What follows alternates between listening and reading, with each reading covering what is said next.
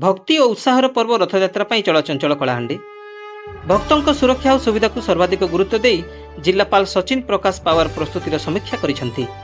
समस्त विभाग निज निजर दायित्व सुचारू रूपे तुलैबा से निर्देश देथिबा बेले पारस्परिक सहयोग और सौहार्द्यर सह रथयात्रा पालन करने से कलाहांडीवासी को निवेदन करिसेंती।